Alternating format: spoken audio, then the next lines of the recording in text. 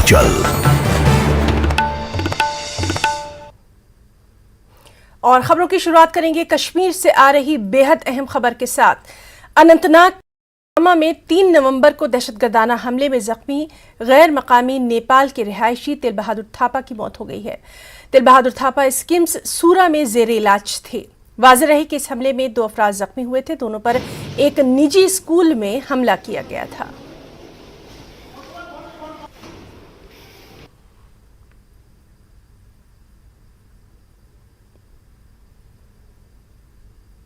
हमारे साथ अनंतनाग से मौजूद हैं हमारे साथी मुदस्सिर कादरी। मुदस्सिर, 3 नवंबर को ये दहशतगर्दाना हमला हुआ था, उसके बाद 2 लोग जख्मी हो गए थे। अब ये खबर आ रही है कि जो नेपाल थे उनकी मौत हो गई है। तफसीलात चाहेंगे।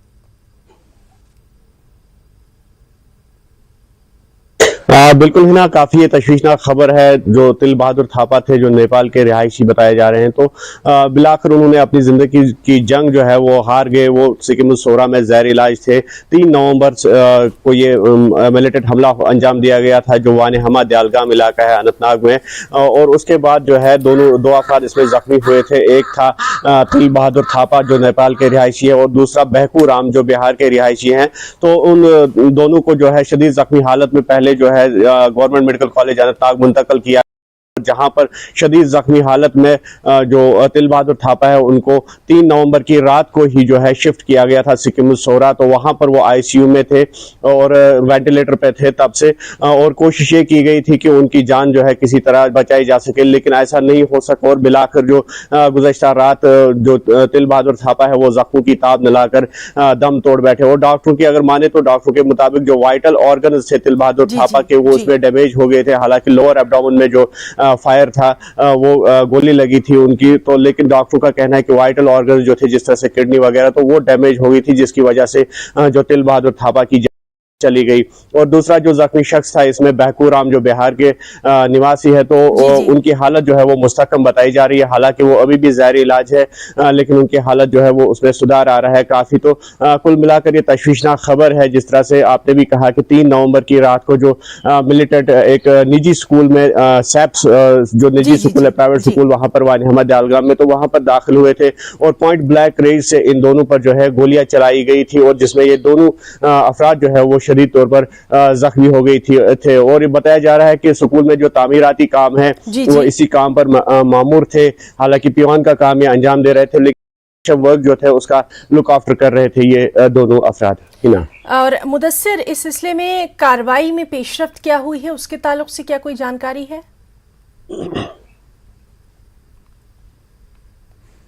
देखिए हिना, जो ही ये हमला अंजाम दिया गया तो उसके फौरी बाद जो था एक वसी ऑपरेशन चलाया गया जिसमें आर्मी, जम्मू कश्मीर पुलिस या सीआरपीएफ की अगर हम बात करेंगे और मुश्तरका एक हिकमत अमली वजह दी गई थी, मुरतब दी गई थी, ताकि जो हमलावर थे जो उस वक्त अंधेरे का फायदा उठाकर वहां से जाए वारदात से फरार होने में कामयाब हो गए थे, तो उनको पकड़ने के लिए बड़ा ऑपरेशन शुरू कर दिया गया था और कई गिरफ्तारियां जो है वो भी अमल में लाई गई थी। हालांकि अगर पुलिस जराये का माने तो जो पहचान की गई है मिलिटेंटों की वो उसमें की गई है, उसमें पुलिस कामयाब हो गई है, लेकिन अभी तक उस तरह का ब्रेक थ्रू नहीं मिल पाया है कि उनको पकड़ा जा सके या उनको न्यूट्रलाइज किया जा सके। लेकिन पुलिस का कहना है कि कोशिशें बराबर जारी है और ये जिस तरह से एक चैलेंज पैदा हो गया है नॉन लोकल्स पे, जिस तरह से अटैक्स जो है वो जारी है। और हाल ही में जो 2 दिन कबल रखीमूमिन इलाके की अगर हम बात करेंगे तो वहां पर फिर एक बार मिलिटेंटों ने इस तरह की एक कार्रवाई अंजाम दी जिसमें मजीद जो 2 गैर मकामी अफराद है यूपी के, तो उन पर भी फायर खोला गया, नजदीक से गोलियां चलाई गई और वो दोनों भी अभी जो है ज़ैर इलाज है अस्पताल में। तो कुल मिलाकर के लिए बड़े चैलेंजेस पैदा हो रहे हैं कि इन हमलों को किस तरह से रोका जाए। लेकिन ये बात आया है कि इस बेहद अहम खबर पर लगातार हमारी नजर बनी रहेगी। बहुत बहुत शुक्रिया आपका तमाम तर जानकारी देने के लिए। एक और बेहद अहम खबर, रूसी साख्ता मिसाइल के पोलैंड में गिरने से आलमी सियासत में लहरें उठ रही हैं। आलमी बरादरी ने इसका सख्त नोटिस लिया है। अमेरिकी सदर जो बाइडेन ने इंडोनेशिया के बाली में हंगामी मीटिंग तलब की है। बाइडेन ने G7 और नेटो ममालिक के सरबराहों के साथ मीटिंग की। इस मीटिंग में आगे की कार्रवाई पर गौर खौस किया गया। पोलैंड के वज़ीर-ए-आज़म का कहना है कि मिसाइल है लेकिन उसे किसने दागा है इसकी जांच की जा रही है। पोलैंड में मुबैना रूसी मिसाइल हमले के नतीजे में 2 अफराद हलाक हो गए हैं। उधर रूस ने इल्जामात की तरदीद की है। बहरहाल पोलैंड पर मिसाइल गिरने के बाद बाली में जारी T20 सरबराही इजलास और उससे अलावा दीगर मुकर्ररा प्रोग्रामों में तब्दीली की जा सकती है। आज G20 इजलास का दूसरा दिन है। इसके साथ ही वज़ीर-ए-आज़म Narendra Modi Indonesia, Spain, France समेत कई मुल्कों के सरबराहान से 2 तरफा मुलाकात करेंगे।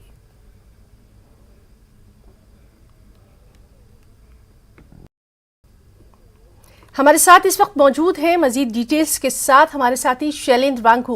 शैलेंद्र, जैसे ही ये खबर आई थी कि पोलैंड के एक गांव में जो है मिसाइल गिरा है, उसी के बाद से हमने देखा कि G20 का जो इजलास हो रहा है, जो समिट हो रही है, उसमें कहीं ना कहीं तमाम मीटिंग्स का दौर भी शुरू हो गया था। आपसे डिटेल्स चाहेंगे।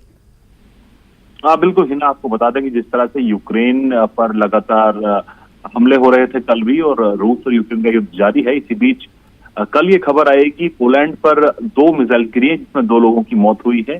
बताया जा रहा है कि ये रूसी मिसाइल है, लेकिन अब ये इसकी भी फिलहाल जांच की जाएगी। और इसी सिलसिले में जो G20 चल रहा है इंडोनेशिया बाली में, वहां पर वर्ल्ड लीडर जुटे हुए हैं। तो आज इमरजेंसी मीटिंग बुलाई गई थी जिसमें प्रेसिडेंट बाइडेन ने जिसकी अध्यक्षता की, और जिसमें G7 कंट्रीज और नेटो कंट्रीज इसमें शामिल हुए। और सहमति ये बनी है कि जो जांच पोलैंड करेगा इस मिसाइल गिरने की, उस जांच का समर्थन किया जाएगा। उसके बाद जो नतीजे आते हैं उसके बाद ही कलेक्टिव फैसला लिया जाएगा, ये प्रेसिडेंट बाइडेन ने कहा है आज इंडोनेशिया में इस मीटिंग के खत्म होने के बाद। लेकिन जाहिर तौर पर इस मिसाइल गिरने के बाद पोलैंड में हलचल पूरी दुनिया में हुई है, और हम देख रहे हैं इसका सीधा असर G20 बैठकों पर भी हो रहा है। जो आज इंडियन समय अनुसार 8 बजे होना था, 6:30 बजे होना था, वो 8 बजे हुआ, यानी 1.5 घंटा वो लेट हुआ। और उसके बाद ये भी माना जा रहा है कि पीएम मोदी की जो बायलैटरल मीटिंग है उस पर भी इसका असर हो सकता है, क्योंकि बहुत से वर्ल्ड लीडर्स इसमें बिजी हुए जब से ये पोलैंड वाला जो सिलसिला सामने आया है। और वहीं आज आपको बता दें कि आज आखिरी दिन है G20 सम्मेलन का, और आज आखिरी दिन में एक सेशन जो है वो होना है डिजिटल ट्रांसफॉर्मेशन पे, और वही एक क्लोजिंग और हैंडओवर सेरेमनी है जहां पर भारत को अध्यक्षता सौंपी जाएगी G20 की, वो भी आज होनी थी। लेकिन अभी समय को लेकर कंफर्मेशन नहीं है, माना जा रहा है इसमें कुछ तब्दीली और हो सकती है। लेकिन फिलहाल जो पहला मैनग्रोव फॉरेस्ट जाना था G20 के लीडर्स को, उसमें 1.5 घंटे की देरी सामने नजर आई है। तो देखना ये होगा कि इसके बाद शैलेंद्र, आपसे ये ज़रूर हम जानना चाहेंगे, इस तरह के खदशे बहुत पहले से जाहिर किए जा रहे थे कि यूक्रेन पर जिस तरह से हमले जारी हैं, कहीं ना कहीं अब इसका असर पूरी दुनिया पर पड़ेगा। अगर हम भारत की बात करें, भारत शुरू से कहता रहा है कि बातचीत होनी चाहिए, जंग किसी मसले का हल नहीं है। अब एक ऐसे मौके पर जब पूरी दुनिया के तमाम अहम लीडर एक प्लेटफॉर्म पर जमा हैं, ये बेहद अहम मौका है। हिंदुस्तान की, भारत की वो बात यहाँ पर सही साबित हो रही है। सबको एक साथ मिलकर आगे आना होगा दुनिया में पीस लाने के लिए। बिल्कुल हिना, कल भी प्रधानमंत्री मोदी ने G20 समिट के दौरान इस बात को दोहराया था कि हमें यूक्रेन और हिंसा का जो है हल निकालना चाहिए, कलेक्टिवली हल निकलना चाहिए। कल पीएम मोदी ने इस बात को दोहराया था। और आपको ये भी याद दिला दें कि जब पीएम मोदी की मुलाकात रूसी राष्ट्रपति पुतिन से हुई थी, उस वक्त भी पीएम मोदी ने कहा था कि this is not the era for war, ये युद्ध का जो है जमाना नहीं है, जमाना बीत चुका है। तो माना जा रहा है कि इस तर्ज पर ही G20 का जो एक डॉक्यूमेंट सामने आएगा इस सेशन का, जो इंडोनेशिया में चल रहा है, उसमें मोदी की इसी बात का समर्थन किया जा रहा है कि ये जो एरा है ये वॉर का नहीं है, इसको दोहराया जाएगा। लेकिन अहम बात यह भी है कि जिस तरह से अभी तक यूक्रेन पर हमला चल रहा था और तमाम देशों ने, नेटो समेत अमेरिका ने इससे थोड़ी सी दूरी बनाई हुई थी, सीधे तौर पर वो इसमें इन्वॉल्व नहीं हो रहे थे।